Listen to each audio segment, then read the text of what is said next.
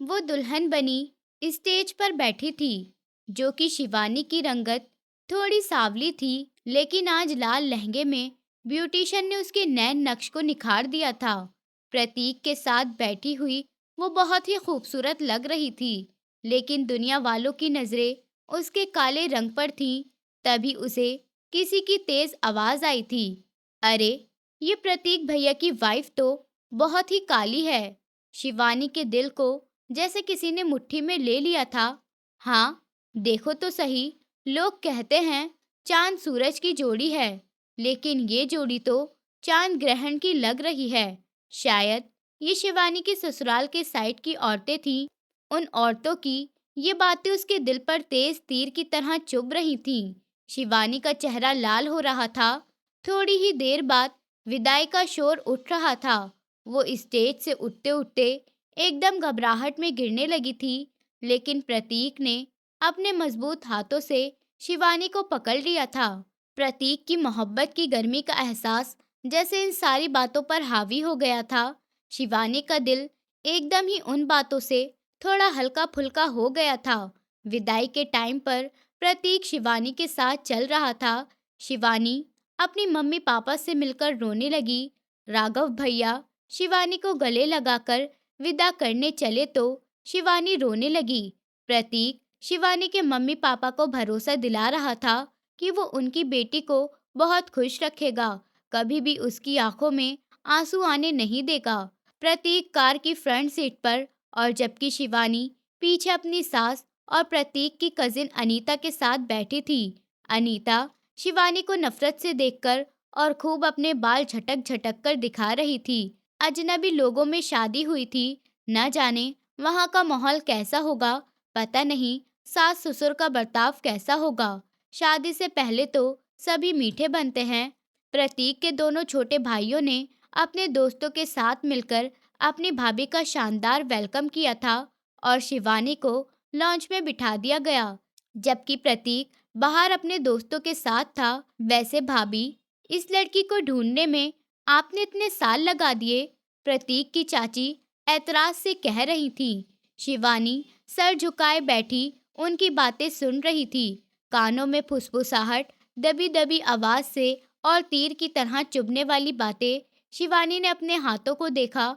मेहंदी का रंग काला था, जिससे हाथ और ज्यादा काले लग रहे थे कि आंखों में आंसू आ गए थे।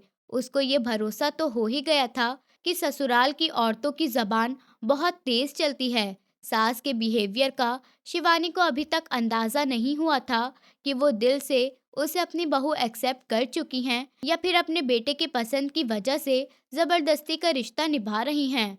आगे आने वाले दिनों की फिक्र उसे अभी से बहुत परेशान कर रही थी।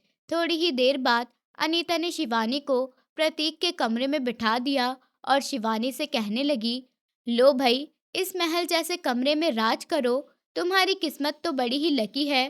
प्रतीक जैसा हैंडसम और खूबसूरत पति तुम्हें मिल गया, और ये इतना बड़ा घर जिस पर तुम अब बड़ी बहू बनकर सब पर हुक्म चलाओगी। सच में मामूली सी शक्ल और सूरत वाली लड़कियों की तकदीर उन्हें जमीन से उठाकर फौरन ही आसमान पर पहुंचा देती है, और हम जैसे देखो अच्छी तकदीर को तरसते हैं। अनीता की हर बात में जहर था। हसद और जलन की आग अनीता के दिल को खाक किए जा रही थी, क्योंकि जिस जगह आज शिवानी बैठी थी, उस जगह वो खुद बैठना चाहती थी। ये मामूली सूरत वाली लड़की, जिसका रंग भी काला था उसकी नज़र में, लेकिन शिवानी बहुत ही खूबसूरत लड़की थी, जिसे प्रतीक जैसे खूबसूरत और हैंडसम लड़के ने पसंद कर लिया था। अनीता शिवानी से ये जहर भरी बातें करती हुई कमरे से बाहर चली गई थी। कमरे की तन्हाई में शिवानी को थोड़ा सुकून महसूस हो रहा था कि मम्मी पापा ने ये रिश्ता कर कर कोई गलती तो नहीं कर दी। उन्हें सोचना चाहिए था कि मैं सांवली सी मामूली सी लड़की हूँ, लेकिन सब लोग कह रहे हैं कि ये रिश्ता प्रतीक की चाहत से हुआ है। वो शिवानी को पसंद करता है। शादी से पहले की कई बातें दिमाग में आ रही थी कि तभी अचानक दरवाजा खुला। खुशबू का तेज झोंका शिवानी की नाक से टकराया था। शिवानी समझ गई कि प्रतीक कमरे में आए हैं। उसने आंखें भी उठाकर ऊपर नहीं देखा था। प्रतीक शिवानी के सामने आकर बैठ गया। उन दोनों को पता नहीं था कि शादी में दुल्हा दुल्हन इतनी ज्यादा थकावट का शिकार हो जाते हैं। तुम्हारा तो पता नहीं यार, लेकिन मैं बहुत ज्यादा थक गया हूँ। प्रतीक शिवानी के पास ही तकिया रखकर टेक लगाकर बैठ गया। प्रतीक शिवानी को चेहरे को देखता हुआ मुस्कुराया। तुम बहुत ही ज्यादा खूबसूरत लग रही हो, मेरी सोच से भी ज्यादा। शिवानी को लगा कि बाकी लोगों की तरह वो उसकी झूठी तारीफ कर रहा है। फिर तभी शिवानी ने अपनी नजरें उठाकर प्रतीक की तरफ देखा तो प्रतीक के चेहरे पर सच्चाई थी और आंखों में शिवानी के लिए प्यार की झलक। प्रतीक शिवानी को देखे जा रहा था। शिवानी ने फौरन ही अपनी नजरें झुका ली और प्रतीक ने शिवानी के हाथ थामे जो बहुत ही ठंडे हो रहे थे। तुम्हारे हाथ इतने ठंडे क्यों हो रहे हैं शिवानी? तुम्हारी तबीयत तो ठीक है ना? प्रतीक शिवानी की फिक्र करते हुए पूछ रहा था। जी, मैं ठीक हूँ। न जाने क्यों शिवानी हल्के हल्के काँप रही थी। घबराओ मत, मुझे पता है लड़कियां ऐसे मौके पर बहुत ही घबराती हैं और तुम तो हो ही थोड़ी शर्मीली सी, तभी तो मैंने तुम्हें अपने दिल की धड़कन बनाया है। शिवानी उसकी बातों पर हैरान थी और अपनी तकदीर पर उसे भरोसा नहीं हो रहा था। प्रतीक ने अपने कोट की जेब से एक खूबसूरत सी चेन निकाली और बोला, शिवानी, अगर तुम्हारी परमिशन हो तो पहना दूं। प्रतीक उसे छेड़ता हुआ उससे परमिशन मांग रहा था। शिवानी शर्माकर हाँ में सर हिलाने लगी। प्रतीक उसके इतने पास था कि शिवानी को अपनी सांस रुकते हुए महसूस हो रही थी। प्रतीक की मोहब्बत भरी नजरें शिवानी को देखकर फिसल रही थीं। मुझे तो भरोसा ही नहीं हो रहा अपनी तकदीर पर कि तुम मेरे पास बैठी हो। जिसे पाने की मैंने चाहत की थी वो आज मेरे पास है। प्रतीक की इस बात पर शिवानी कुछ नहीं बोल सकी थी। उन दोनों की मोहब्बत भरी बातें रात भर चलती रहीं। सुबह शिवानी ने पहली बार दरवाजा बजने पर ही खोल दिया था। सामने खड़ी अनीता शिवानी को जलते हुए घूर रही थी। शिवानी ने एक खूबसूरत सी रेड कलर की साड़ी पहन रखी थी। शिवानी भले ही सांवली रंगत थी, मगर उसके नैन नक्श बहुत ही खूबसूरत थे। नई नवेली दुल्हन सिंपल सी भी वो बहुत अच्छी लग रही थी। अनीता ने जैसे उसे हुक्म देते हुए कहा था, बाहर बहुत सारे मेहमान बैठे हैं, तुम जल्दी से तैयार हो जाओ। और तुम इतनी देर से क्यों उठी हो? मैं 2 दफा पहले भी दरवाजा बजाकर जा चुकी हूँ। शिवानी हैरान रह गई थी। वो तो 2 घंटे पहले ही उठकर बैठ गई थी, लेकिन उसे तो दरवाजा बजने की आवाज सुनाई ही नहीं दी। नई नवेली दुल्हन थी, क्या ही जवाब दे सकती थी अनीता को, और अनीता को बहस करने की आदत थी। अनीता ने शिवानी को निखरा निखरा देखा तो वो पैर पटक कर वापस चली गई थी। और इधर शिवानी जल्दी जल्दी तैयार होने लगी। हल्का सा मेकअप कर लिया था और रेड कलर की ही लिपस्टिक भी लगा ली थी। थोड़ी देर बाद ही प्रतीक भी उठ गया और बेड पर लेटा हुआ शिवानी को ही देख रहा था। प्रतीक की तेज नजरों से वो घबराई हुई थी। प्रतीक ने इशारे से शिवानी को अपने पास आने के लिए कहा, लेकिन शिवानी ने मना कर दिया। थोड़ी देर में शिवानी की सास प्रतीक की माँ कमरे में चली आई। उठ गई तुम? आओ मेरे साथ, मैं तुम्हें रिश्तेदारों से मिलवाती हूँ। शिवानी अपनी सास के साथ लॉन्च में चली आई। कुछ आंटियां शिवानी को देखकर प्यार से मुस्कुरा रही थीं, तो कुछ की नजरों में अजीब सी चुभन थी। अरे भाभी, तुम्हारे तो रिश्तेदारों में भी इतनी लड़कियां थी, फिर क्यों अलग जगह जाकर लड़की ढूंढी तुमने अपने प्रतीक के लिए? एक औरत की भारी आवाज शिवानी के कानों में आई थी। तभी शिवानी की सास लापरवाही से कहने लगी, अरे भाई, मेरे प्रतीक की पसंद है। अरे भाई, मेरे प्रतीक की पसंद है ये। और तुम तो जानती हो कि मैंने अपने तीनों बेटों को कितने लाड प्यार से पाला है। मैंने उनकी कभी भी किसी भी जिद को मना नहीं किया, तो इतनी बड़ी जिद को कैसे मना करती? ये मेरे बेटे की पसंद है तो मुझे भी पसंद है। वैसे भी बहुत ही सुलझी हुई, समझदार और रख रखाव वाली लड़की है। तुम लोगों को अंदाजा हो जाएगा थोड़े दिनों में। शिवानी का छोटा सा मासूम दिल खुश हो गया। सास की बात ने शिवानी के दिल के सारे वहम दूर कर दिए थे। थोड़ी ही देर बाद प्रतीक भी तैयार होकर बाहर आ गया था। ब्लैक कलर की शर्ट और पैंट पहने वो बहुत ही हैंडसम लग रहा था। जैसे सबकी नजरें इस पर टिकी हुई थीं। शिवानी ने एक नज़र उठाकर प्रतीक को देखा तो प्रतीक भी शिवानी को देखकर मुस्कुरा रहा था। प्रतीक की चाहत भरी नजरें शिवानी को बस देखे ही जा रही थी। शिवानी घबराकर इधर-उधर देखने लगी। रात जिस तरह प्रतीक ने टूटकर अपने प्यार की बरसात की थी, शिवानी उस बरसात में खुद को भीगता हुआ महसूस कर रही थी। अभी तक प्रतीक की चाहत की गर्मी शिवानी पर छाई हुई थी। जभी तो कहते हैं, प्यार में बहुत ही ताकत है। प्रतीक शिवानी के बड़े भाई राघव का दोस्त था। उनके प्यार की कहानी बड़ी आम और अजीब तरीके से शुरू हुई थी। प्रतीक के छोटे भाई रोहन ने खाने को देखकर मुंह बनाया था, लो भाई, आज भी खाना बाहर से आया है। जबकि प्रतीक थका हारा अभी ऑफिस से आकर ही बैठा था। ये देखकर प्रतीक का भी मुंह उतर गया। शुरू से ही खाना बनाने की परेशानी रही थी उनके घर में। एक तो मम्मी बीमार रहती थी और फिर घर में कोई उनकी बहन भी नहीं थी या दूसरी औरत भी नहीं थी। मम्मी की थोड़ी सी भी कभी तबीयत खराब हो जाती तो घर के सारे काम करना मुश्किल हो जाया करता था।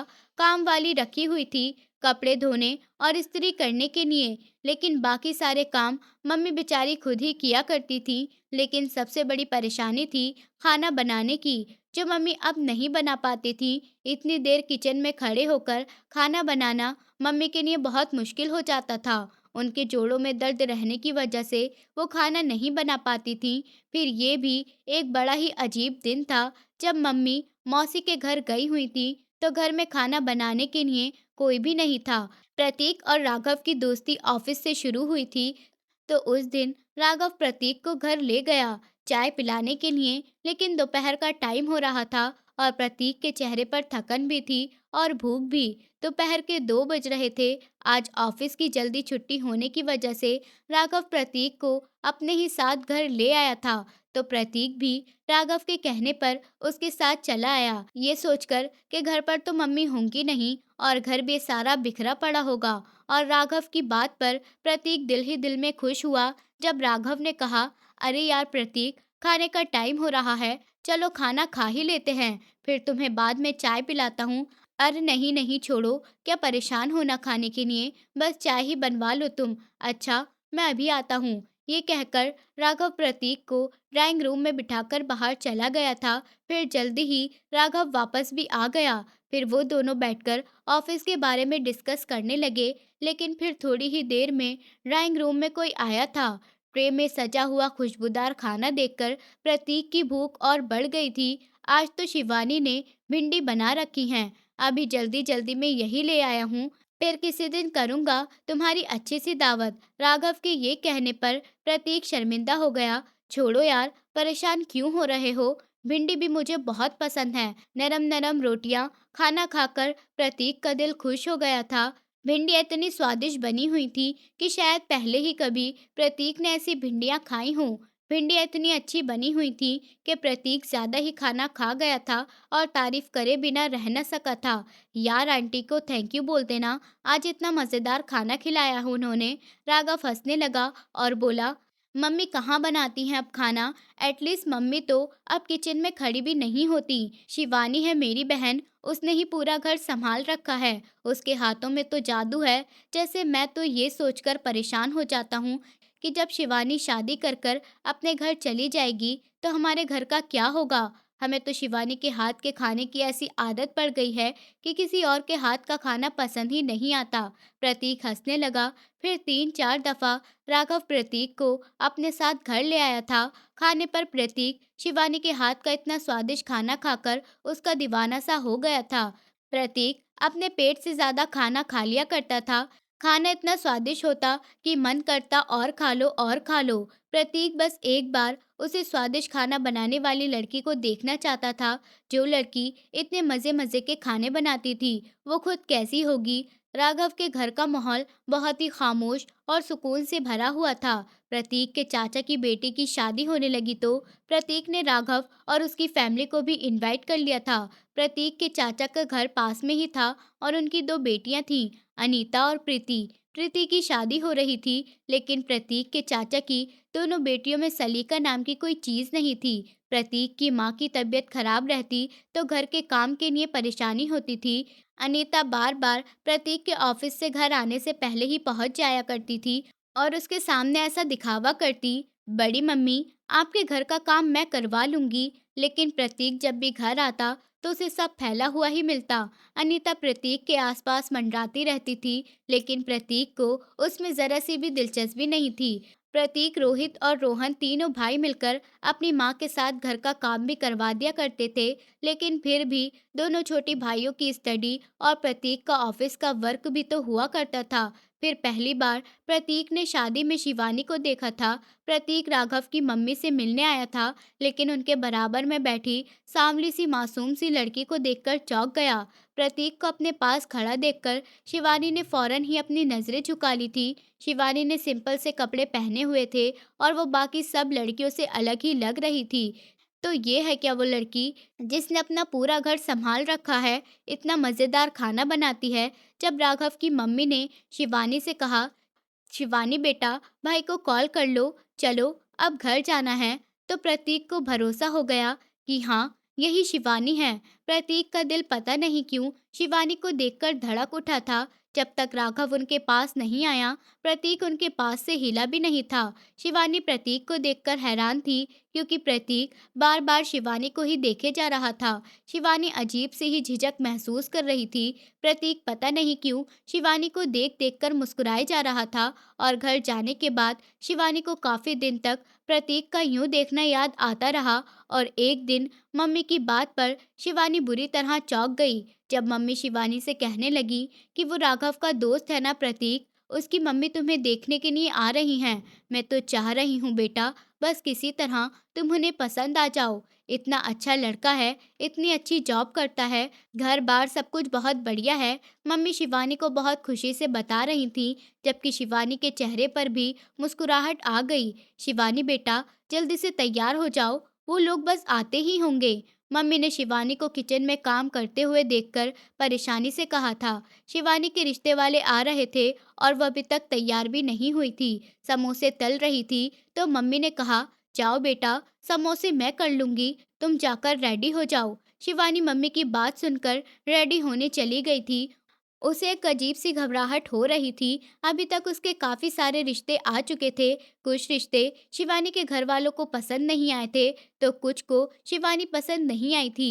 वजह शिवानी की सांवली रंगत थी, लेकिन उसके नैन नक्श बहुत ही खूबसूरत थे। शिवानी अपने पापा पर गई थी, जबकि उसकी मम्मी का रंग साफ था। शिवानी ने काफ़ी बार प्रतीक को देख रखा था और उसे तो भरोसा ही नहीं हो रहा था कि इतना हैंडसम, स्मार्ट, एजुकेटेड लड़का उसे कैसे पसंद कर सकता है। शिवानी ने अपनी मम्मी के मुंह से सुना था कि प्रतीक के कहने पर ही उसके मम्मी पापा रिश्ता लेकर आ रहे हैं। पता नहीं मैं प्रतीक के घर वालों को पसंद आऊंगी भी या नहीं, यही सोचकर शिवानी टेंशन लिए जा रही थी। फिर थोड़ी ही देर में वो हल्के से कलर का सूट पहनकर सादगी से तैयार हो गई थी और प्रतीक के घर वाले भी आ चुके थे। मम्मी के कहने पर शिवानी उन लोगों के लिए चाय और नाश्ता ले आई थी। प्रतीक की माँ ने शिवाओं को सर से पांव तक गौर से देखा था। नैन नक्श तो अच्छे थे, मगर रंगत बहुत ही सांवली थी। और जबकि प्रतीक का रंग बहुत ही साफ और गोरा चिट्टा था। उन्होंने आज से पहले कभी शिवानी को नहीं देखा था। उन्हें दिल ही दिल में अपने बेटे प्रतीक पर गुस्सा भी आया कि रिश्तेदारों में एक से बढ़कर एक खूबसूरत लड़की उसे दिखा चुकी हूँ, और पसंद भी आई तो उसे ये सांवली सी लड़की। लेकिन प्रतीक की माँ ने अपने चेहरे से दिल का हाल बयान नहीं होने दिया था। वह अपने चेहरे पर मुस्कुराहट लिए सबसे अच्छे से बात कर रही थी। साथ में प्रतीक के पापा भी उसके भाई और पापा से अच्छे से बात कर रहे थे। थोड़ी देर बाहर बैठने के बाद शिवानी फौरन ही अपने कमरे में चली गई थी। शिवानी को उन लोगों के सामने बहुत ही शर्म और झिझक महसूस हो रही थी। लेकिन शिवानी हैरान रह गई जब प्रतीक की माँ ने जाते जाते उसे अपने पास बुलाया था। शिवानी के हाथ पर 6,000 रुपए रखकर वो अपनी तरफ से रिश्ता पक्का कर कर चली गई थी, ये कहकर कि बेटे की खुशी से बढ़कर उनके लिए और कुछ भी नहीं है। मम्मी पापा बहुत ही खुश थे और राघव भैया भी बहुत ही खुश नजर आ रहे थे। फिर राघव भैया शिवानी को छेड़ते हुए कहने लगे, मैं जानता हूँ इसने अपने खाने से ही प्रतीक का दिल जीता है, जभी तो वो हमारे घर दौड़ा दौड़ा चला आता था। मेरे एक बार के कहने पर ही वो फौरन ही तैयार हो जाता था। शिवानी शर्माकर अपने कमरे में चली गई थी। शिवानी ने अपने आप को शीशे में देखा तो दिल उदास सा हो गया। क्या सच में ही तकदीर मेरे खुशी के दरवाजे खोल रही है? सामने शीशे पर सांवले से रंग पर बड़ी बड़ी आंखें चमक रही थीं। वो मुस्कुराती तो सफेद मोतियों जैसे दांत चमकने लगते थे। प्रतीक कितना हैंडसम था कि एक बार उसे देख लो तो दोबारा देखने की हिम्मत ही ना हो। और अब प्रतीक उसका लाइफ पार्टनर बनने जा रहा था। मुस्कुराते हुए गाने गुनगुनाते हुए शिवानी किचन में आकर बर्तन धोने लगी। अगले दिन संडे को राघव भैया मम्मी पापा प्रतीक के घर जाने वाले थे। शादी की बात पक्की करने को सारी बातें खुशी से और सबकी मर्जी से पक्की हो गई थी। 1 डेढ़ महीने बाद ही शिवानी दुल्हन बनकर प्रतीक की जिंदगी में आ गई थी। लोगों की बातों और तानों की शिवानी को कोई परवाह नहीं थी। जब प्रतीक के प्यार और उसकी चाहत को देखते तो अपनी तकदीर पर हैरान हो जाया करती थी। लेकिन प्रतीक की चाची और अनीता को शिवानी से बहुत ही जलन होती थी। वो रोज प्रतीक के घर आ जाया करती और प्रतीक की माँ को ये जताना नहीं भूलती कि वो एक सांवली सी लड़की को अपने घर ब्याह कर ले आई हैं और उन्हें प्रतीक के लिए एक इससे भी बहुत अच्छी और खूबसूरत लड़की मिल सकती थी। ये उनकी हर रोज कही जाने वाली बातों का ही असर था जो प्रतीक की माँ का रवैया शिवानी के साथ फीका सा होने लगा। उस दिन शिवानी के मामा मामी ने उसकी दावत की तो वो वहां चली गई। फिर वहां से आते हुए प्रतीक उसे उसकी मम्मी के घर भी ले गया था। वहां से वापस आने में उनको रात के 3 बज गए थे। इसलिए सुबह को आग बहुत देर से खुली थी और प्रतीक की आज छुट्टी थी, इसलिए वो सोता रहा। शिवानी जैसे ही उठी जल्दी जल्दी नहा धोकर तैयार होकर बाहर आई। अभी तक उसकी रसोई की रस्म भी नहीं हुई थी, लेकिन फिर भी वो घर का थोड़ा बहुत काम करने लग गई थी। शिवानी तो चाहती थी कि वो जल्दी से पूरा घर संभाल ले, लेकिन शिवानी के बाहर उठकर आने से पहले ही प्रतीक की चाची और अनीता प्रतीक के माँ के कान भर चुकी थी। लो जी, अभी तक सो रही थी महारानी। ये तो बहुत ही परेशान करने वाली है भाभी आपको। बड़ी मम्मी, आपको तो इसे अभी से अपने काबू में रखना होगा, नहीं तो ये आपके हाथों से निकल जाएगी और महारानी की तरह इस घर में ऐश करेगी। अनीता ने प्रतीक की माँ के दिल में जहर भर दिया था, जबकि शिवानी दोपहर के लिए सब्जी बना रही थी। थोड़ी देर बाद अनीता तो अपने घर चली गई, लेकिन शिवानी जैसे ही किचन से बाहर आई, प्रतीक की माँ ने उसे घूरकर देखा था और गुस्से से कहने लगी, ये तौर तरीके मेरे घर में नहीं चलेंगे। शिवानी, मेरे बच्चे दोपहर को कॉलेज से आते हैं तो मैं उनके लिए जल्दी खाना बनाकर रखती हूँ, और तुम सुबह को इतनी देर देर से सोकर उठोगी तो ये मेरे घर पर नहीं चलेगा। इतनी देर से तुम सोकर उठोगी तो घर का काम वक्त पर कैसे करोगी? अपनी सास की बात सुनकर शिवानी शर्मिंदा सी हो गई थी। सॉरी मम्मी, मैं अब ध्यान रखूंगी। वो हमें रात को आने में लेट हो गया था, इस वजह से आँख नहीं खुल पाई थी। शिवानी ने इतनी शर्मिंदगी और मासूमियत से कहा था कि प्रतीक की माँ को खुद अपने रवैये पर अजीब सा लगने लगा था। 6 दिन ही तो हुए थे अभी शादी को और उन्होंने शिवानी को ऐसे डांट दिया था। प्रतीक की माँ शर्मिंदा से होकर कहने लगी, अच्छा ठीक है, अभी तुम्हें कोई काम करने की ज़रूरत नहीं है। पहले तुम जाकर खीर बना लो। तुम्हारी ये रस्म भी हो जाए तो मैं पूरा घर तुम्हारे हवाले कर दूं, फिर करती रहना घर के सारे काम। वैसे भी प्रतीक ने तुम्हारे खाने की बहुत तारीफ की है। हम भी तो देखें जरा, कैसा खाना तुमने शादी से पहले प्रतीक को बना बनाकर खिलाए हैं और हमें कब खिलाओगी? अपनी ही सास की ये बात सुनकर शिवानी शर्मिंदा हो गई। उसने तो प्रतीक को कभी कोई खाना बनाकर नहीं खिलाया था, बल्कि वो तो राघव भैया के साथ घर आ जाया करता था और घर में जो कुछ भी बना हुआ होता था भैया वही उनको खिला दिया करते थे। लेकिन आज शिवानी अपनी सास की ये बात सुनकर बहुत ही सैड सी हो गई थी। फिर शिवानी चुपचाप किचन में चली आई और शाम के 5 बज रहे थे। खीर भी बनकर तैयार हो चुकी थी। शिवानी खीर कटोरियों में निकाल कर रख रही थी कि तभी अनीता चली आई। ओहो, ये आसमान में इतनी काली घटा क्यों हो रही है? अनीता इतराते हुए बोलने लगी। शिवानी अनीता की बात को खूब अच्छी तरह समझती थी, लेकिन चुप रहती थी। फिर रात को प्रतीक की मम्मी पापा ने शिवानी के हाथ का खाना खाकर बहुत ही तारीफ की थी। शिवानी ने रात का खाना बनाया ही इतना स्वादिष्ट था कि उसके दोनों देवर रोहन और रोहित तारीफ किए बिना नहीं रह सके थे। वाह भाभी, आपने तो कमाल कर दिया, इतना स्वादिष्ट खाना बनाया है, खाकर ही मजा आ गया। शिवानी के ससुर ने शगुन के तौर पर उसको पैसे भी दिए थे। प्रतीक भी शिवानी को चाहत से देख रहा था। खाना खाने के बाद वो शिवानी से कहने लगा, चलो आइसक्रीम खाने चलते हैं। ये सुनकर शिवानी घबरा गई और कहने लगी, नहीं, मम्मी पापा क्या सोचेंगे? तो प्रतीक हंसने लगा और बोला, क्या सोचेंगे मतलब? उन्हें नहीं पता क्या? हमारी अभी नई नई शादी हुई है और मैं तुम्हें कहीं बाहर भी नहीं लेकर गया। खाना खा लिया है ना? चलो अब बाहर आइसक्रीम खाकर आते हैं। प्रतीक ने शिवानी के दोनों हाथ प्यार से थाम लिए थे। चलो अब जल्दी से रेडी हो जाओ। प्रतीक का घर किसी खूबसूरत बंगले से कम नहीं था। प्रतीक के पापा का कपड़ों का कारोबार था और प्रतीक एक इंटरनेशनल कंपनी में बहुत अच्छी जॉब कर रहा था। घर में पैसों की कोई भी तंगी नहीं थी, बस कमी थी तो तरीके से घर को चलाने वाली की। और अब ऐसा लग रहा था कि ये कमी भी शिवानी के आने से पूरी होने वाली है। फिर मम्मी पापा से पूछने के बाद शिवानी प्रतीक के साथ आइसक्रीम खाने चली आई। मौसम भी बहुत अच्छा हो रहा था। शिवानी प्यार से अपने लाइफ पार्टनर को देख रही थी। एक तो वो देखने में इतना प्यारा था और ऊपर से उसका दिल भी इतना खूबसूरत था, जो शिवानी पर अपनी चाहतें लुटाए जा रहा था। फिर प्रतीक शिवानी को देखकर मुस्कुराते हुए कहने लगा, सच बताऊं तो तुम्हारे खाने ने मुझे तुम्हारा दीवाना बना दिया था। जब 2-3 बार राघव मुझे तुम्हारे घर लेकर गया, तो मैं सिर्फ तुम्हारी एक झलक देखने के लिए बेताब हो रहा था कि वो कौन जादूगरनी है जो खाने को इतना स्वादिष्ट बना देती है। शिवानी अपने होठ चबाते हुए कहने लगी, फिर आपको मुझे देखकर हैरानी हुई होगी। क्यों? हैरानी क्यों होगी? मुझे तो तुम्हें देखकर बहुत खुशी हुई थी। तुम ऐसा क्यों कह रही हो शिवानी? वो हैरानी से पूछने लगा। वो मेरा रंग सांवला है ना, तो लोग यही कहते हैं कि इसका रंग बहुत काला है। इसी वजह से अब तक बहुत लोगों ने मुझे रिजेक्ट किया है। शिवानी ने अपने दिल की बात कही तो प्रतीक ने उसको दोनों हाथ प्यार से थाम लिए। आज ऐसी बात कही है तुमने, आज की बात मत कहना। अगर मेरी आंखों से खुद को देख लिया ना, तो पहचान नहीं पाओगी खुद को। मुझे तुम दुनिया की सबसे ज्यादा खूबसूरत लड़की लगती हो। बस एक बार मैंने तुम्हें अपनी कजिन की शादी में देखा था, तब से ही मैंने जिद पकड़ ली थी कि शादी करूंगा तो सिर्फ तुमसे ही, वरना नहीं करूंगा। घर में कोई भी परेशानी हो, कोई भी बात हो या तुम्हें कोई भी कुछ कहे, सबसे पहले आकर मुझे बताना। तुम्हें अकेले परेशान होने की कोई ज़रूरत नहीं है और ना ही किसी की बात को अपने दिल से लगाने की कोई ज़रूरत है। प्रतीक ने शिवानी को अच्छे से समझा दिया था।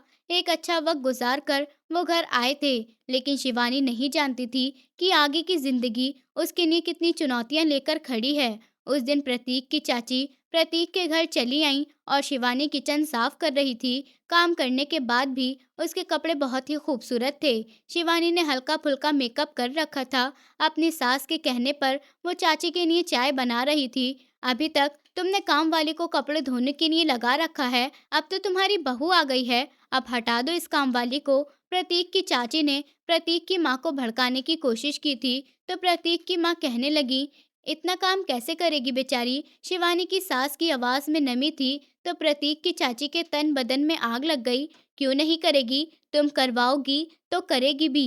प्रतीक की चाची प्रतीक के माँ के कानों में फुसफुसाने लगी कि क्या तुम्हें नहीं मालूम, काम वाली सारे कपड़े खराब कर देती है, ठीक से भी नहीं धोती। तुम इतने महंगे महंगे कपड़े लेती हो, हर कपड़ा ब्रांडेड होता है। भाई साहब के भी इतने महंगे महंगे कपड़े लाती हो, एक सूट 5,000 का तो होता ही है, तो फिर क्यों काम वाली से कपड़े धुलवाकर कपड़े खराब करवाती हो? इसी से ही कपड़े धुलवाओ, इसी से ही सारे काम करवाओ। वैसे भी इसके अंदर ऐसा खास क्या है जो तुम इसे अपने प्रतीक की बहू बनाकर ले आई हो? और ये महारानी यहाँ पर ऐश कर रही है। रंग भी इसका इतना सांवला है। अगर मैं तुम्हारी जगह होती तो कभी भी अपनी बेटे की ये जिद पूरी नहीं करती। धीरे धीरे प्रतीक की चाची की बातों का असर प्रतीक की माँ के दिमाग पर होने लगा था। शिवानी के साथ उनका रवैया बहुत ही बदलता जा रहा था। शिवानी की सास बार बार शिवानी से झगड़ा करने की कोशिश करती, घर के कामों में भी कमियां निकालने लगी थी और यहाँ तक कि उन्होंने काम वाली को भी हटा दिया था और शिवानी से कहती कि संडे को तुम ही मशीन लगा लिया करो, मुझे काम वाली के ऊपर भरोसा नहीं है, तुम ही घर के सारे काम संभालना शुरू कर दो। शुरू शुरू में तो वो काम से ज्यादा नहीं थकती थी, लेकिन धीरे धीरे फिर उसको कमजोरी महसूस होना शुरू हो गई। आखिर अकेली इतना सारा काम कब तक संभालती। संडे को प्रतीक की छुट्टी हुई तो उसने भी नोटिस किया। पहले तो शिवानी पूरा किचन साफ करती रही, दूसरी तरफ उसने मशीन भी लगा रखी थी। घन चक्कर बनी, वो सुबह से एक बराबर काम करे जा रही थी। ये देखकर प्रतीक का दिमाग घूम गया और शिवानी से आकर बोला, ये तुम क्या कर रही हो? काम वाली नहीं आई आज? वो मम्मी ने तो काम वाली को मना कर दिया है, कह रही थी कि कपड़े ठीक नहीं धोती वो। ये सुनकर प्रतीक को गुस्सा आया। क्यों? ऐसा क्यों किया मम्मी ने? 6 महीने से काम कर रही थी वो। मैं अभी जाकर मम्मी से बात करता हूँ। वो जल्दी से अपनी मम्मी से बात करने जाने लगा तो शिवानी ने उसका हाथ पकड़कर रोक लिया और कहने लगी, छोड़िए, कोई बात नहीं, मैं कर लूंगी सारा काम। लेकिन तुम अकेले इतना सारा काम कैसे करोगी? हालत क्या बना रखी है तुमने? देखा है खुद को, कितनी कमजोर हो गई हो। प्रतीक परेशान होते हुए कहने लगा, इतनी नाजुक सी तो हो तुम, खाना भी थोड़ा सा खाती हो। चेहरे पर कमजोरी आती जा रही है, बस थोड़े से ही तो कपड़े रहते हैं, मैं धो लिया करूंगी। शिवानी ने प्रतीक की बात काटते हुए कहा तो प्रतीक ने जवाब दिया, नहीं, जब वो आ रही थी, कपड़े धोकर जा रही थी, इस्त्री भी कर जाती थी, तो फिर क्या परेशानी थी? रात को ही प्रतीक मम्मी के कमरे में जाकर खड़ा हो गया और कहने लगा, ये क्या मम्मी, आपने काम वाली को क्यों हटाया? शिवानी से शादी कर कर मुझको नौकरानी बनाने के लिए तो नहीं लाया था इस घर में। वो सारा दिन घर का काम करती रहती है, खाना भी बनाती है, बर्तन भी धोती है और उसे मेरी ज़रूरत का भी ध्यान रखना होता है। और आपने काम वाली को हटाकर उस पर सारा काम डाल दिया है। मैं ये सोच भी नहीं सकता था कि आप बुरी सास बनकर ये सलूक करेंगे उसके साथ। प्रतीक परेशान होते हुए अपनी मम्मी से कह रहा था। मम्मी ने प्रतीक को घूर कर देखा था और कहने लगी, काम वाली कपड़े खराब कर रही थी प्रतीक, इसलिए मैंने उसको हटाया है। हमारा ही नुकसान हो रहा था प्रतीक। खराब करती है या ठीक करती है, ये सब मुझे नहीं पता, लेकिन अब मैं शिवानी को कपड़े धोते हुए ना देख लूं। मेरा फैसला अटल है। ये कहता हुआ प्रतीक वहां से आ गया। अभी 1 ही महीना हुआ था शिवानी की शादी को कि शिवानी अपने आप को भूलकर घर सजाने में लगी हुई थी, लेकिन दूसरे ही दिन वो हैरान रह गई जब प्रतीक अपने साथ एक औरत को घर लेकर आया। प्रतीक उसे घर के काम दिखा रहा था कि तुम्हें बर्तन भी धोने हैं, घर की सफाई भी करनी है और संडे को कपड़े धोकर इस्त्री भी करनी होगी तुम्हें।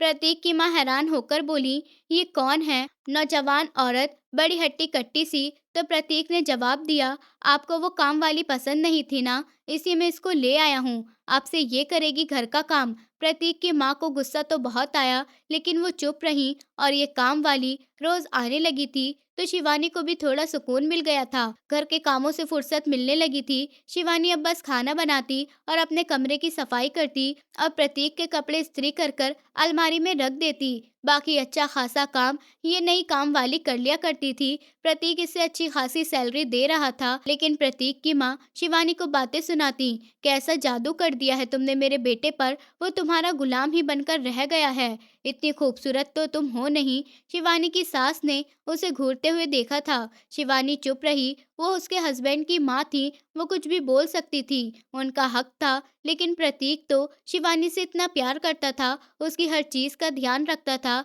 इसलिए शिवानी नहीं चाहती थी कि वो प्रतीक की माँ को जवाब देकर उनके घर में लड़ाई करवाए। शिवानी एक सुलझी हुई समझदार लड़की थी। शिवानी के देवर भी रोहित और रोहन अपनी माँ को बातें सुनाते कि वो ठीक था जब रोजाना बाहर से खाना आता था, आप भी कितना परेशान रहती थी। अब भाभी कर रही हैं तो आपको इसमें भी चैन नहीं मिल रहा है। घर हर वक्त बिखरा रहता था। शिवानी भाभी ने आकर हमारे घर में रोशनी कर दी है। शिवानी अपने देवर की बात सुनकर हैरान रह गई। घर में सबका बर्ताव शिवानी के साथ ठीक था, मगर शिवानी की सास हर वक्त शिवानी से उखड़ी उखड़ी सी रहती थी। शायद ये प्रतीक की चाची और उनकी बेटी अनीता की बातों का असर था। शिवानी का सास का भी दिल, वरना ऐसा नहीं था। वो तो उन दोनों माँ बेटियों ने चढ़ा चढ़ा कर उनके दिल में जहर भर दिया था, जो वो अब शिवानी के साथ ऐसा रवैया रखने लगी थी। अनीता, जो दिल ही दिल में प्रतीक को पसंद करती थी, इसलिए वो शिवानी को चैन से नहीं रहने दे रही थी। वो चाहती थी कि शिवानी परेशान रहे। अनीता अपनी मम्मी से कहती है, मम्मी, मैं इस लड़की को सुकून की सांस नहीं लेने दूंगी, जीना हराम कर दूंगी मैं इस लड़की का। ये मेरी जगह पर इस घर में आई है। अनीता के चेहरे से जलन साफ दिखाई दे रही थी। अनीता प्रतीक के दूर के चाचा की बेटी थी। वो दिल ही दिल में प्रतीक से प्यार करने लगी थी और प्रतीक उसे घास भी नहीं डालता था। प्रतीक ने शादी भी की तो एक सामरी लड़की से। ये बात ठीक है, अनीता के दिल में शिवानी के लिए नफरत भरी हुई थी, लेकिन जब 2 महीने बाद शिवानी की तबीयत खराब होने लगी तो वो अपनी इस हालत को समझ नहीं पा रही थी। वो अंदर से बहुत परेशान सी रहने लगी थी। तभी वो एक दिन प्रतीक से कहने लगी, क्या मैं मम्मी के घर पर जा सकती हूँ? प्रतीक मुस्कुराया और बोला, क्यों नहीं, जब से हमारी शादी हुई है तुम एक बार भी मम्मी के घर नहीं गई हो। शिवानी प्रतीक को प्यार से देखने लगी। क्या देख रही हो? ऐसे ये पूछते हुए प्रतीक ने शिवानी को अपनी बाहों में घेर लिया था। तो शिवानी कहने लगी, मैं ये सोच रही हूँ कि मैं कितनी लकी हूँ जो मुझे आप मिले। कभी-कभी मुझे डर लगता है कि हमारी इस खूबसूरत ज़िंदगी को किसी की नज़र न लग जाए। आप जैसा लॉयल लाइफ़ पार्टनर पाकर तो मैं पूरी हो गई हूँ। जैसे वो प्रतीक से अपने प्यार को बताने की कोशिश कर रही थी। प्रतीक हँसने लगा और बोला, "तुम तो ऐसे कह रही हो जैसे सारी खूबियाँ मुझ में ही हैं और तुम में नहीं। पागल लड़की, तुम्हारी ही खूबियाँ हैं जिसने मुझे तुम्हारा दीवाना बना रखा है। घर को सँभालने का तुम्हारा तरीका, तुम्हारी आवाज़ में नमी, कम बोलने की तुम्हारी आदत, ये तुम्हें और लड़कियों से अलग दिखाता है। ऊपर से तुम खाना भी इतना स्वादिष्ट बनाती हो कि कोई भी खाकर तुम्हारा दीवाना हो जाए।" जबकि शिवानी बोली, "आप बहुत हैंडसम हैं और मैं आम सी लड़की।" ये सुनकर प्रतीक बहुत हँसा था और बोला, "चेहरे की खूबसूरती ज़्यादा देर तक नहीं चलती। अगर इंसान किसी खूबसूरत लड़की से शादी करे और शादी के 4 दिन बाद पता चले कि वो बहुत तेज़ और बोलने वाली लड़की है, बदतमीज़ और कामचोर लड़की है, तो खूबसूरती का क्या फ़ायदा? फिर वो अच्छी सूरत भी बुरी लगने लग जाती है और जबकि अंदर की जो खूबसूरती होती है, वो दूर तक साथ रहती है।" शिवानी मुस्कुराते हुए प्रतीक की बातें सुन रही थी। फिर शिवानी दूसरे दिन ही मम्मी के घर चली आई। वहाँ जाकर उसे बहुत ही सुकून मिल रहा था। मम्मी की गोद में सर रखकर वो लेट गई। "कैसी है मेरी बच्ची?" मम्मी ने शिवानी को इतना कमज़ोर देखकर परेशानी से पूछा था। "बिल्कुल ठीक हूँ मम्मी, प्रतीक बहुत ही अच्छे हैं, मेरी सोच से भी ज़्यादा। लेकिन पता नहीं क्या बात है, मम्मी का बर्ताव मेरे साथ कुछ ठीक नहीं रहता। वो मुझसे उखड़ी-उखड़ी सी रहती हैं, शायद वो मुझे पसंद नहीं करती।" तो मम्मी ने उसे मुस्कुराकर देखा था और कहने लगी, "ऐसा क्यों सोचती हो बेटा? सास है वो तुम्हारी और सास तो ऐसे ही करती हैं, ये तो आम बात है। तुम इतना परेशान मत हो, बस तुम्हें अपनी आदत से उनका दिल जीतना है और फिर तुम उस घर की बड़ी बहू हो, तुम्हारा फ़र्ज़ बनता है कि वो तुमसे कुछ भी कहें, तुम सामने से उनको कोई उल्टा जवाब नहीं देना है, उनसे बदतमीज़ी नहीं करनी है, हमेशा अपने सास-ससुर की इज़्ज़त करनी है।" मैं मम्मी की बात सुनकर मुस्कुरा दी थी। फिर मम्मी पूछने लगी, "ये तुम्हारी तबीयत खराब कब से हो रही है? ये तुम्हारी तबीयत खराब कब से हो रही है शिवानी?" शिवानी ने जवाब दिया, "पता नहीं मम्मी, 15-20 दिन से हो रही है। अजीब सी सुस्ती आ रही है। अच्छा, मैं ये कह रही थी कि तुम प्रतीक के साथ जाकर चेकअप करवा आओ। तुम्हारी शादी को 3 महीने हो गए हैं, तो तुम जाकर चेकअप करवाओ।" मम्मी की ये बात सुनकर शिवानी का चेहरा लाल हो गया। वो छोटी बच्ची तो नहीं थी जो ये बात नहीं समझती। "मुझे शर्म आती है मम्मी उनसे ये बात कहते हुए, और प्रतीक की मम्मी से मेरी इतनी बनती नहीं, तो आप ही कल मुझे लेकर चलना डॉक्टर के पास।" ये सुनकर मम्मी खुश हो गई थी और दूसरे दिन ही शिवानी उनके साथ डॉक्टर के यहाँ चली आई थी। डॉक्टर ने अल्ट्रासाउंड किया तो उन्हें खुशखबरी भी सुना दी थी। "मुबारक हो, 1.5 महीने हो चुके हैं आपकी प्रेगनेंसी को।" मम्मी की खुशी के तो ठिकाने नहीं रहे थे। ये सुनकर शिवानी को भी भरोसा नहीं हो रहा था। दूसरे दिन ही प्रतीक शिवानी को लेने आ गया। वो इस खुशखबरी से अभी तक बेखबर था। प्रतीक रास्ते में शिवानी को बताने लगा, "यार, पूरी रात मुझे नींद नहीं आई, करवटें बदलकर मैं थक गया। बस तुम सुबह जाया करो और शाम को वापस आ जाया करो मेरे पास।" ये सुनकर शिवानी हंसने लगी और कहने लगी, "वैसे मेरे पास भी एक खुशखबरी है आपके लिए।" तो प्रतीक हैरानी से पूछने लगा, "खुशखबरी? कैसी खुशखबरी?" शिवानी ने कहा, "घर जाकर बताऊंगी ये तो मैं।" शिवानी बराबर मुस्कुराए जा रही थी और घर आकर जब शिवानी ने ये बात प्रतीक को बताई तो उसे भी भरोसा नहीं हो रहा था। प्रतीक ने खुश होकर शिवानी को अपने गले से लगा लिया था और उसका माथा चूमने लगा। शिवानी के अंदर दूर तक ठंडक और सुकून उतर गया था। थोड़ी ही देर बाद घर में सभी को पता चल गया था। शिवानी की सास ने भी उसको जाकर बधाई दी थी। सब लोग बहुत ही खुश नजर आ रहे थे। अब शिवानी प्रेगनेंसी से गुजर रही थी, जो कि इतना आसान नहीं होता। उसकी प्रेगनेंसी का दूसरा महीना लगने लगा था। अनीता और उसकी माँ को भी ये बात पता चल गई थी और बाकी रिश्तेदारों को भी कि शिवानी प्रेग्नेंट है। उस दिन भी अनीता शिवानी की सास के साथ खड़ी हुई बातें कर रही थी, जबकि शिवानी खाने की तैयारी कर रही थी। तो तभी अनीता जोर से कहने लगी, "वैसे बड़ी मम्मी, आपके सारे बच्चे गोरे हैं, बड़े पापा का कलर भी साफ है और आप तो हैं ही इतनी गोरी चिट्टी। मैं सोच रही हूँ कि प्रतीक के बच्चे कैसे होंगे, बहुत काले होंगे। मुझे तो पूरा भरोसा है कि काले ही होंगे। मैंने सुना है कि जैसे माँ का कलर होता है, बच्चे का कलर भी वैसा ही होता है।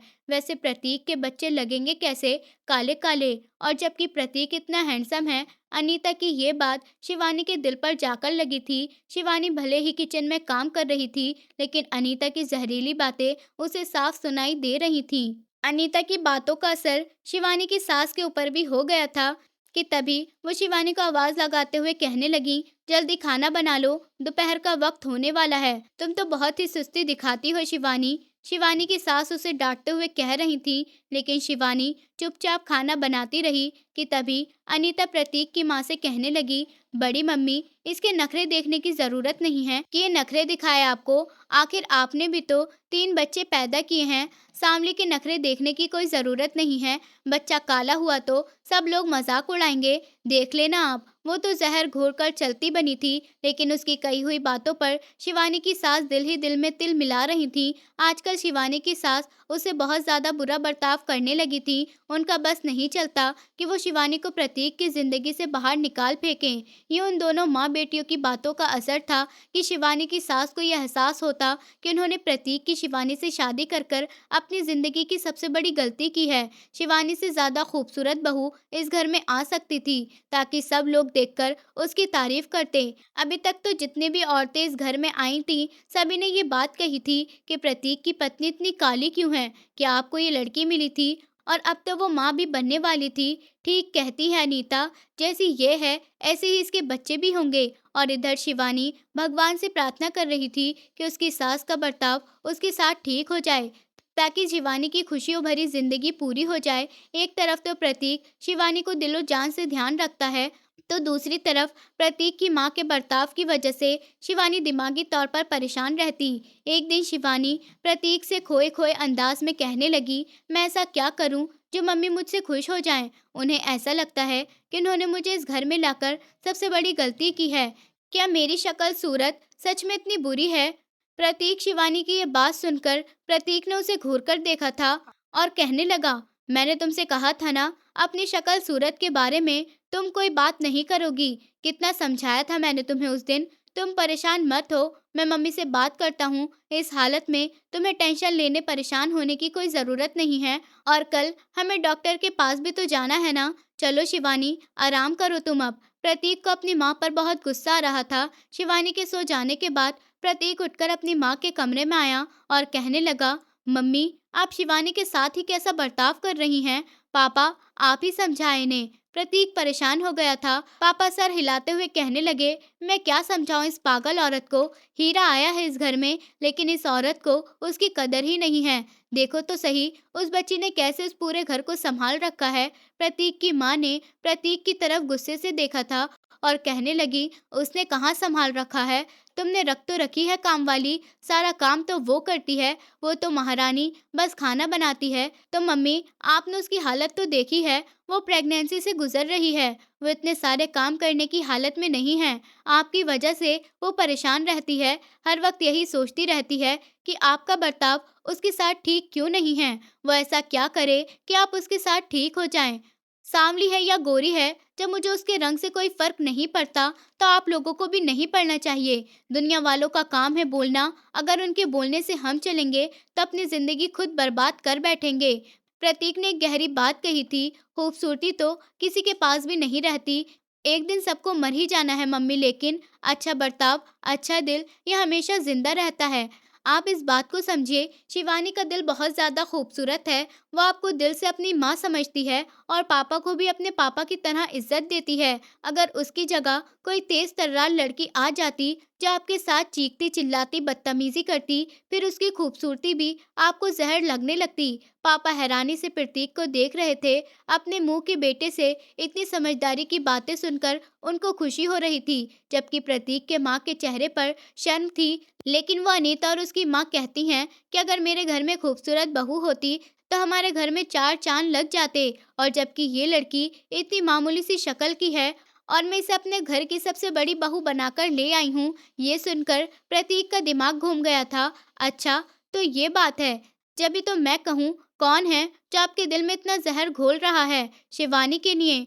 वो दोनों आपके दिल में जहर भरकर हमारे घर को खराब करना चाहती हैं। इन दोनों को तो मैं ठीक करता हूँ, लेकिन मम्मी प्लीज, भगवान के लिए आप शिवानी की हालत को समझे, उसको टेंशन मत दीजिए। इस बात को इग्नोर करिए कि वो सांवली है या गोरी है, क्योंकि वो अब आपके बेटे के दिल की चाहत है और मेरे लिए वो दुनिया की सबसे खूबसूरत लड़की है। प्रतीक अपने माँ-बाप के सामने अपनी बीवी से कितनी मोहब्बत करता है, ये बताते हुए ज़रा-सा भी नहीं हिचकिचाया था, तो तभी प्रतीक के पापा हँसने लगे और बोले, "वाह मेरे बेटे, तूने तो मेरा दिल ही जीत लिया। आज मुझे खुशी हो रही है कि मैंने अपने बेटे की इतनी अच्छी परवरिश की है।" प्रतीक के पापा उसकी माँ से कहने लगे, "ये तुम्हारी ही परवरिश है कि न सिर्फ हमारा बेटा अपनी पत्नी से प्यार करता है, बल्कि उसकी इज़्ज़त भी करता है और करवाना भी चाहता है। तो क्यों तुम हमारे घर की खुशी को अपने दिल में भरे ज़हर से खराब करना चाह रही हो? इस घर में अब एक छोटा-सा मेहमान आने वाला है, क्या तुम उसे भी इसी तरह नफ़रत से देखोगी, जैसे तुम शिवानी को नफ़रत और ज़िल्लत का एहसास दिलाती हो?" प्रतीक के पापा की ये बात सुनकर वो खामोश रहीं। ऐसा लग रहा था कि जैसे दोनों बाप-बेटों की बातों का उनके दिल पर असर हो रहा था। वो सोचने पर मजबूर हो गई थीं। काफ़ी देर तक सोचती रहीं, बड़ी मुश्किल से उन्हें आज नींद आई थी। नफ़रत की चादर उनके दिल से हटी तो बहुत कुछ उन्हें साफ दिखाई देने लगा था। शिवानी को 7वां महीना लग गया था, मगर वो फिर भी किचन में खड़ी खाना बना रही थी। दोनों वक़्त का टाइम से खाना बनाती थी, क्योंकि वो जानती थी उसके हाथों का खाना उसके सास-ससुर, दोनों देवर और उसका पति बहुत शौक से खाते हैं। इसके बाद भी वो थक जाती थी, उसकी टाँगों में दर्द शुरू हो जाया करता था, लेकिन फिर भी शिवानी अपनी ज़िम्मेदारी निभाने की पूरी कोशिश कर रही थी। शिवानी को किचन में खाना बनाते हुए देखकर उसकी सास उसके पास आई थी। "क्या कर रही हो बेटा? लो हटो, मैं बना देती हूँ आज का खाना।" "नहीं, नहीं मम्मी, आप परेशान नहीं हुए, सब्ज़ी तो मैं खुद बना लूँगी, बस ये आटा गूँथना है और ये भी मैं सोच रही हूँ काम वाली से गुनवा लेती हूँ।" "अरे नहीं बेटा, लाओ मैं गूँथ देती हूँ आटा।" अपनी सास की नर्म आवाज़ सुनकर शिवानी बहुत ज़्यादा खुश हो गई थी। "बस आप जाकर आराम करिए मम्मी, मैं कर लूँगी। तब तक जब तक मेरे अंदर हिम्मत है, मैं करती रहूँगी।" शिवानी मुस्कुरा रही थी, उसका चेहरा कमज़ोर हो रहा था। शिवानी की सास ने दोनों हाथों से शिवानी का चेहरा थाम लिया और बोली, "बहुत कमज़ोर होती जा रही हो, अपना ध्यान रखो।" आज उनकी आँखों में शिवानी के लिए प्यार था और प्रतीक की माँ ने सोच लिया था कि वो रिश्तेदारों की बातों में आकर अपने घर की खुशियाँ बर्बाद नहीं करेंगी, बल्कि अपनी चाँद जैसी बहू, जिसके आने से उनके घर में रोशनी फैल गई थी, उसको भी इतना ही प्यार और इज़्ज़त देंगी जितनी वो डिज़र्व करती है। आज दोनों सास-बहू किचन में खड़ी होकर बातें कर रही थीं और खाना भी बना रही थीं। ये सब देखकर अनीता जल भुन गई थी। अनीता अपनी जलन को छुपा नहीं पाई थी। "ओह बड़ी मम्मी, बड़ी हँसी-मज़ाक हो रही है।" तो प्रतीक की माँ ने उसे लापरवाही से देखते हुए कहा, "तो और क्या, मेरी बहू ने आकर मेरे घर में रोशनी बिखेर दी है, तो हर तरफ हँसी-मज़ाक ही होगा, जलन हसद नहीं।" उनकी ये बात सुनकर अनीता जलकर खाक रह गई थी। अनीता देर तक खड़ी रही थी, लेकिन प्रतीक की माँ ने उसे बैठने तक को नहीं कहा था, तो खुद ही पैर पटकती हुई अपने घर में चली गई थी। प्रतीक की माँ ने सोच लिया था कि अनीता और उसकी माँ की बातों को वो अब अपने दिमाग पर सवार नहीं करेंगी। धीरे-धीरे दिन गुजरते जा रहे थे। अब शिवानी से ज़्यादा काम नहीं होता था, लेकिन फिर भी शिवानी कोशिश करती थी कि वो खुद को बिज़ी रखे। फिर वो दिन भी आखिरकार आ ही गया। रात से ही शिवानी को बहुत दर्द शुरू हो गया। प्रतीक हर वक्त शिवानी के साथ रहता। उसने अपने ऑफिस से 10 दिन की छुट्टियां भी ले ली थी, ताकि शिवानी का अच्छे से ध्यान रख पाए और उसके साथ रहे, क्योंकि बच्चा होने के बाद हर पल शिवानी को प्रतीक की ज़रूरत पड़ती। शिवानी अंदर लेबर रूम में थी, जब बाहर प्रतीक का दिल ज़ोर-ज़ोर से धड़क रहा था, तो प्रतीक की माँ भगवान से प्रार्थना कर रही थी और प्रतीक के पापा भी परेशान खड़े थे। थोड़ी ही देर में राघव और शिवानी की मम्मी-पापा भी आ गए थे। सब लोग शिवानी और बच्चे के लिए भगवान से प्रार्थना कर रहे थे। डॉक्टर ने बाहर आकर खुशखबरी सुनाई, "मुबारक हो, आपकी यहाँ बेटी हुई है।" ये सुनकर सब हैरान रह गए। प्रतीक की कोई बहन नहीं थी और अब शिवानी ने उनके परिवार को अब पूरा कर दिया था। वो सब लोग अस्पताल में मिठाइयाँ बाँट रहे थे। हॉस्पिटल के सब लोग हैरान हो रहे थे कि बेटी के होने पर भी कोई इतना खुश होता है क्या? लेकिन रोहन और रोहित भांगड़ा कर रहे थे और बहुत खुश हो रहे थे। कह रहे थे कि हमारी बहन आई है छोटी, जिसको हम बचपन से भगवान से मांगते आए हैं। थोड़ी देर बाद गुलाबी कपड़ों में लिपटी नाजुक सी खूबसूरत सी बच्ची डॉक्टर ने प्रतीक के हाथों में लाकर दी थी, जिसे देखकर प्रतीक की आंखों में आंसू भर आए थे। प्रतीक अपनी बच्ची को देखकर हैरान था। वो इतनी खूबसूरत थी, इतनी गोरी चिट्टी, नाजुक, मुलायम, गुलाब जैसे होठ। प्रतीक खुशी से रोने लगा था और प्रतीक की माँ ने अपनी पोती को गले से लगा लिया था। आज हर तरफ खुशियों ने अपने रंग बिखेर दिए थे। जलन और आग लगाने वाले लोग आज इसी खुशी के मौके पर नहीं थे, क्योंकि वो लोग सिर्फ मौका तलाश करते हैं लोगों की खुशियों के आग लगाने का, उनकी जिंदगी बर्बाद करने का। लेकिन प्रतीक ने अपनी समझदारी और प्यार से शिवानी की जिंदगी को खुशियों से भर दिया था। उसकी जिंदगी में हर तरफ खुशियों के रंग बिखेर दिए थे। जब अस्पताल से वापसी पर उसका शानदार वेलकम हुआ तो अनीता, जो अपने घर की छत से खड़े होकर ये सब देख रही थी, ये सब देखकर उसकी आंखें गुस्से से फट पड़ी थी और देखने की उसमें हिम्मत नहीं थी, इसलिए वो पैर पटकती हुई नीचे चली गई थी। दूसरी तरफ शिवानी अपनी नन्ही सी परी को लेकर घर में अपने शुभ कदम रख चुकी थी। उस छोटी नन्ही सी बच्ची ने उनका परिवार पूरा कर दिया था। आज प्रतीक और शिवानी की मोहब्बत को एक मजबूत सहारा मिल गया था। प्रतीक की माँ ने उस नन्ही सी जान को ऐसे थाम रखा था जैसे वो उनकी खजाने से भरी तिजोरी हो। हर तरफ खुशियां बिखरी हुई थी। प्रतीक कदम कदम पर शिवानी का ध्यान रख रहा था और शिवानी प्यार से अपने लाइफ पार्टनर को देख रही थी। दोस्तों, उम्मीद करती हूँ आपको हमारी कहानी पसंद आई होगी। कहानी पसंद आई है तो वीडियो को लाइक करें, चैनल पर नए हैं तो चैनल को सब्सक्राइब करें और हाँ, नोटिफिकेशन बेल को ज़रूर दबाएं ताकि अगली अपडेट सबसे पहले आपको मिले।